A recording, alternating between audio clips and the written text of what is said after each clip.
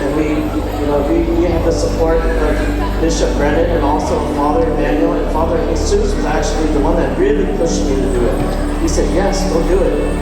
And then he called Bishop Brennan to come do Mass.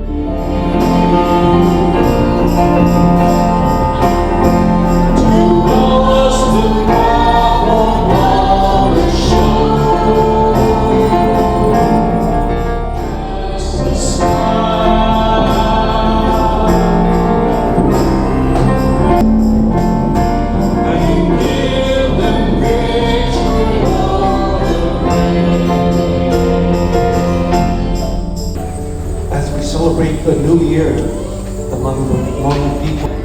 It's a wonderful morning. It's a beautiful morning.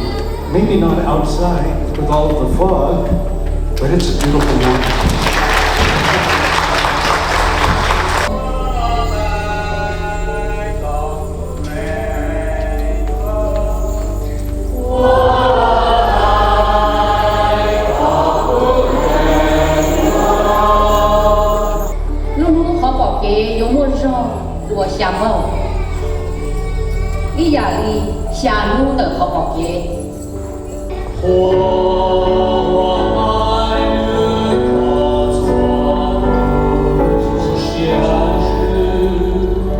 耶稣保主百姓，如路来为老时代高尚，用力的眼睛莫知着。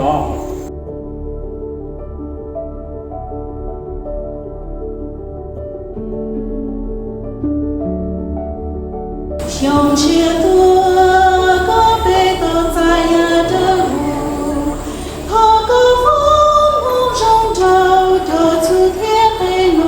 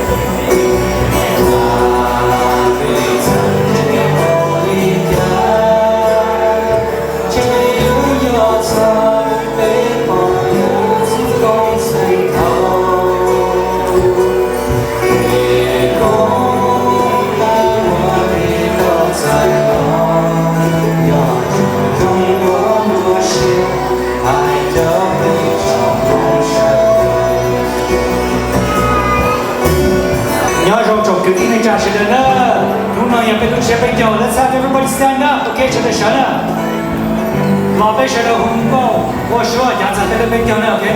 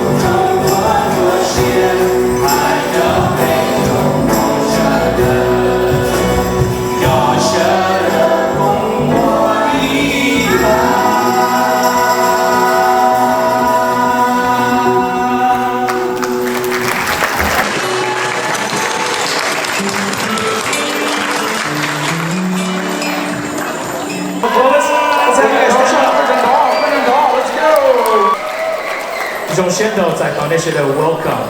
What about anyone else that I forgot? Anybody that I forgot? Stand up.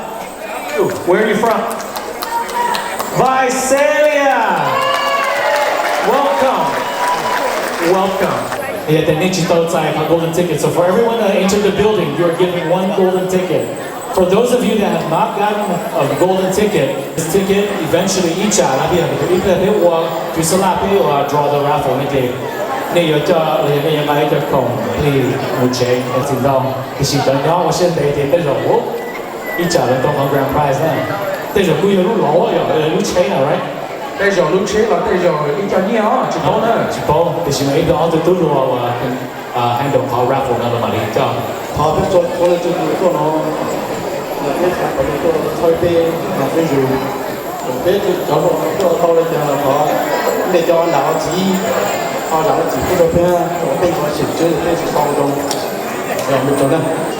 It's such a beautiful thing to see everybody here today joining each other and celebrating for one common cause, one reason. And that's such a beautiful, wonderful thing. We come together once a year to celebrate our New Year's and celebrating of sharing, loving each other.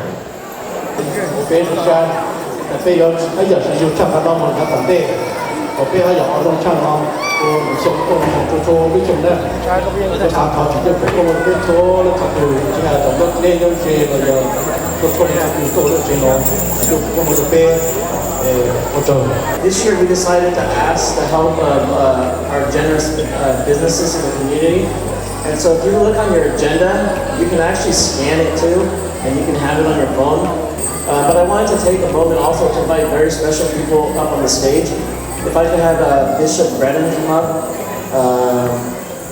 Deacon Mark, Deacon Chang, Deacon William, Deacon Lavak, and if you could come up.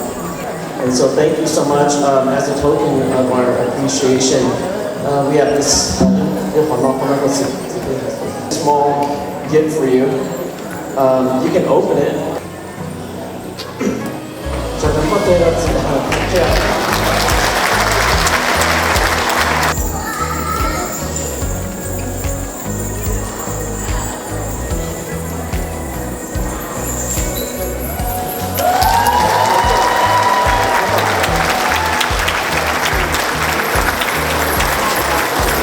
this is a customary necklace.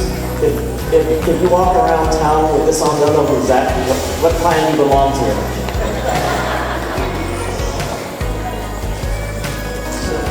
So what clan do I belong to?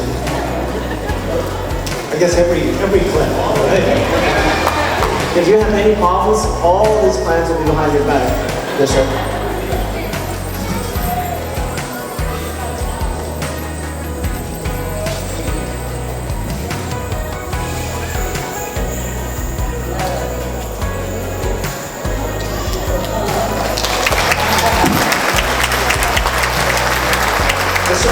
Bishop, as a token of our appreciation, thank you so much for all you do. As a token of our appreciation, Father. I want to thank Bishop Joseph for being here to celebrate this New Year event with us. Maybe I put it in Hmong language. No yong, ong yong yong, yong yong. Typically, providing advice to me in the background. He calls me. And then also, Sydney, thank you so much for all that you do. I know that you make huge sacrifices for the community.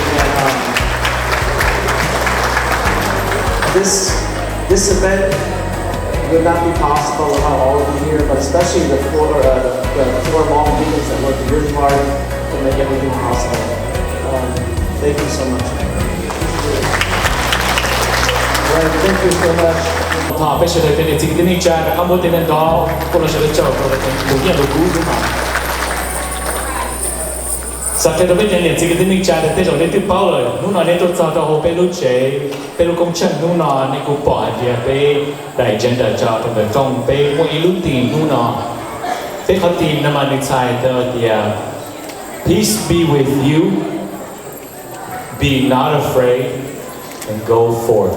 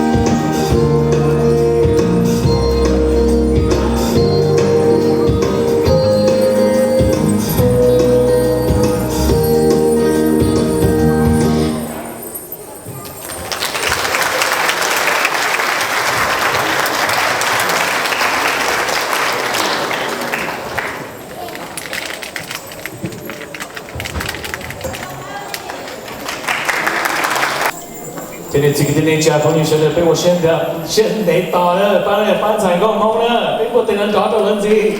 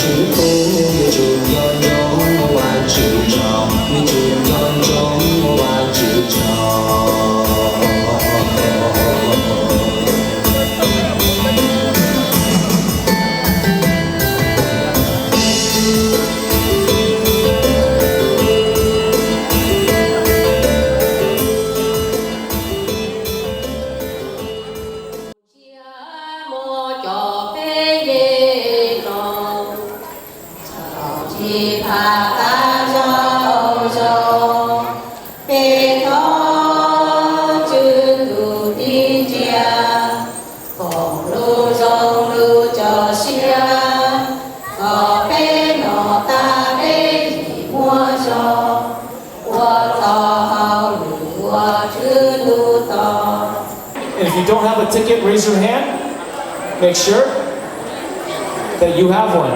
Who, did you get one? Okay. Let's not forget our sound engineer. Ladies and gentlemen, this is our wonderful sound engineer, Koo Lee. He's been awesome today. And so have your tickets out. Make sure you have the numbers ready to go. All right, have your tickets. Raise them up. Let's see those golden tickets. Who's going to take home this Polaroid camera donated by the Clovis Country Dental Group? Okay, here we go. All right, ladies and gentlemen, let's get ready to Raffle. Spin it up.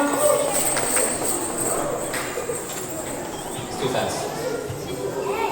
Is it open? Oh, there's nothing's open, so nothing can follow. So ladies, look at the first ticket to come out. There you go. Let's win. 752. And those are the ones that won the most. 752. Let's get your prize. She's right over here at the West Side. 752. 752. Yep. Here we go. Polaroid camera.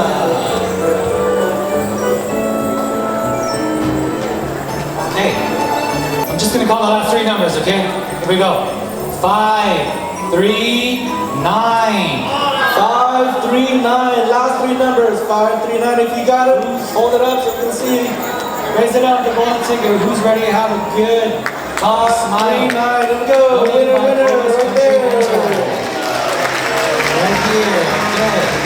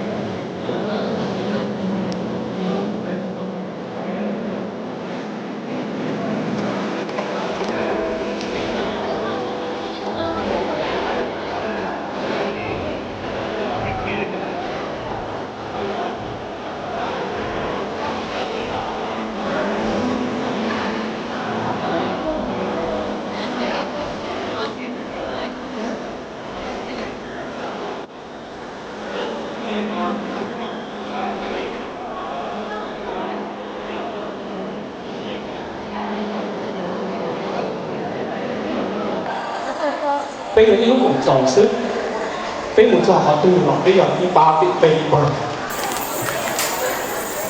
có biết sao trai bây giờ đi hải chúng tôi cho bây lò giờ đi hải bây sao ra một với thủ thành để xin môn này thành thò này môn này thành thò lúc nào thì bị qua tàu do bị này cho cái lúc mà lúc nào thì bị sợ tàu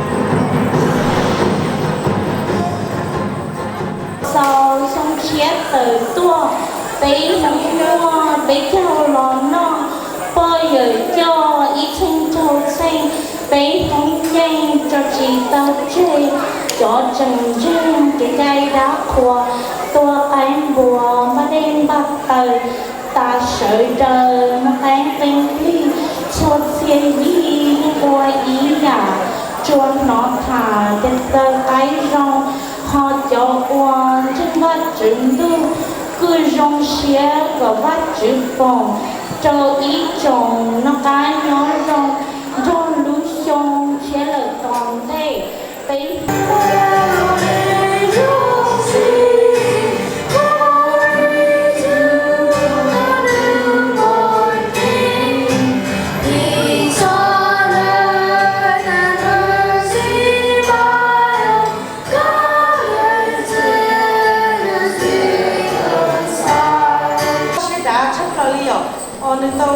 trả luôn không con trả em nó tên đâu nó là qua nó bé hiện mới lúc sẽ rong thế sau bé hoàn trong kia chỉ ta đâu trong đó bé cho tôi cần xài hoặc là mong nó bé sai nó bởi vì một bé tôi này cũng kia thế vậy có cho nó có tôi này của là kia là hoặc là mong nó bé cả bé mua ấy nó sai được tất cả nó chuyện là vậy có cho sợi bé này cho đến trên số nó sẽ từ chỉ hai đứa thứ bé là vậy tôi sẽ nói giờ có được trong đi cả là mấy sự ship á. Sắp kế hôm nay giờ họ nó hai nhau rồi mà, ấy chỉ xong đủ họ cứ thâu rồi, ấy dù họ nó chỉ hai nhau chỉ rong, ai đứa này có cứ tôi đi cả lúc tôi muốn để tôi đòi chủ rong xe được họ dùng mua, rong xe được họ dùng to, thọ vào chúng tôi, con mong, ô đồ số lên sân đồ. Được là mua một sân chế, một sân chế, một kiểu là tôi xe là tôi lúc áo chế đâu thì tôi nhiều sao lên số đồ đi xí này. Còn lúc nào muốn đi cho rồi thì trong chương trình này thì lên sao xã thì dùng một cởi áo hoa nói và chúng ta đi chơi. Cố khen tôi nghe thì lên xã cho cái tôi chỉ đúng cái tên rồi tôi tên nhau. Tên gì mà chính đồng với chia đến số tạo của cái bên nào cho số nô thì như một chuyện tôi nói thì họ là phải nhỏ nữa.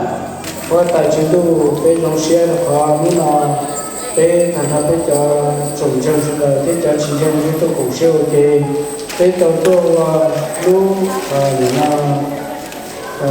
chế bây giờ những nó và sau đó thì nó quên số cha thôi là một cái dòng bên trong siêu có cho chúng ta đi là cái năm cái họ số cha thôi là tôi chỉ có tới một cái chi tôi là bên ngoài hậu đây sẽ cho mình là sao thì để chúng tôi lúc nào chúng tôi để nhìn thấy là qua cái gì là những cái lúc để vì cái cho công cho mọi người ba để bây giờ thì tàu một lúc nào là qua lúc trước bây giờ là bây giờ mong với cuộc sống của dân của tôi biết mà giờ thì này bên trong siêu có cho sắp là chỉ mới ở chỉ có tàu và suy sống sắp rồi nhưng mà có yêu cho cái gì giờ có yêu qua cái tấn bỏ cái cho cái có yêu của quan chuyện.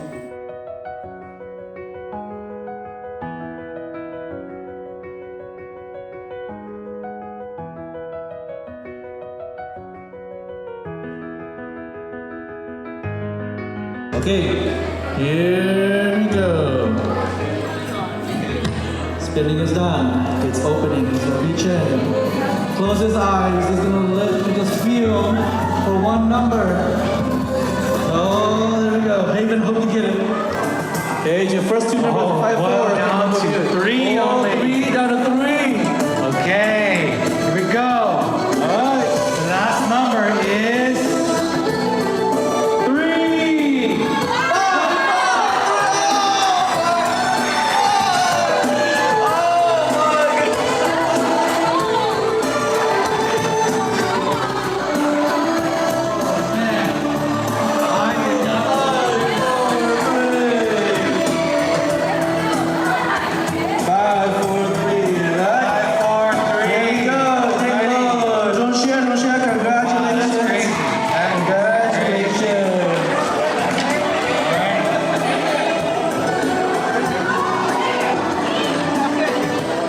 Okay, guys, thank you. I have nothing to do with it, guys. All right, Kongmeng. Hey, I prayed. Well, thank you guys very much. Thank you for all the donors, everything. Thank you guys.